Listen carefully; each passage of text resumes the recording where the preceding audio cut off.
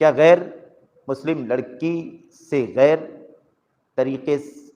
مسلم لڑکے کو غیر طریقے سے لا کر نکاح کرنا جائز ہے یا نہیں؟ عجیب سوال ہے یہ. نکاح کہاں سے آ گیا؟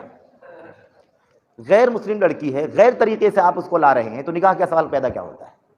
یعنی اس کا مطلب غیر مسلم لڑکی ہے، اور جیسے ان کے ہاں چلتا ہے، نہ کوئی ولی کی ضرورت ہے، نہ کسی قاضی کی ضرورت ہے نا، نہ کوئی حمد و صلات کی ضرورت ہے، نہ کوئی گواہ کی ضرورت ہے. جیسے ان کے ہاں چلتا ہے ویسے ہی اگر آپ لانا چاہتے ہیں تو نکاح کے لفظ کو لا کر کے، نکاح کے لفظ کا استعمال کر کے کیا اس رشتے کو مقدس بنا لے جائیں گے؟ ایسے نہیں ہو سکتا ہے. حرام ہے ایک مسلمان کے لیے حرام ہے کسی غیر مسلم سے نکاح کرنا. چاہے اسے لا کر کے اسلامی نکاح پڑھایا جائے تب بھی حرام ہے. مسئلہ نکاح پڑھانے کا تو بعد میں آتا ہے. ایک مسلمان غیر مسلم کے ساتھ نہیں رہ سکتا. ایک مسلمان مرد غیر مسلم عورت کے ساتھ، ایک مسلمان بچی غیر مسلم مرد کے ساتھ ہرگز اکٹھا نہیں ہو سکتے. یہ سراسر حرام ہے، ارتداد کی راہ ہے، مرتد ہونے کا راستہ ہے. کتنے لوگوں نے ایسے ہی اس کو کہتے ہیں ہے نا، جو تعلقات قائم ہو جاتے ہیں اس کی بنیاد پر غیر مسلم لڑکے غیر مسلم لڑکیوں کے ساتھ جانے کی وجہ سے بے دین ہو گئے.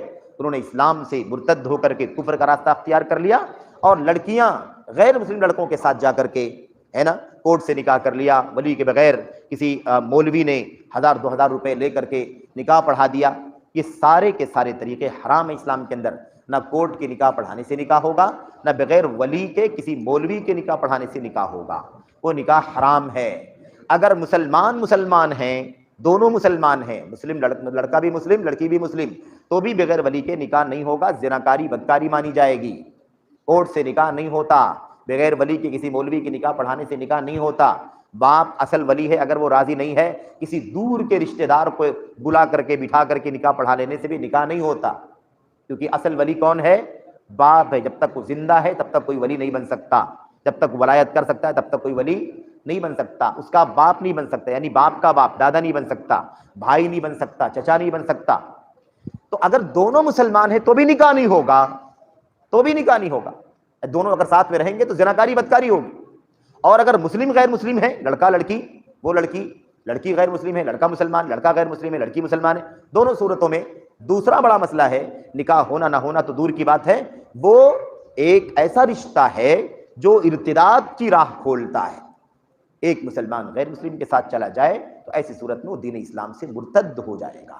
اور یہ اس وقت کے بڑے فتنوں میں سے ایک فتنہ ہے. اس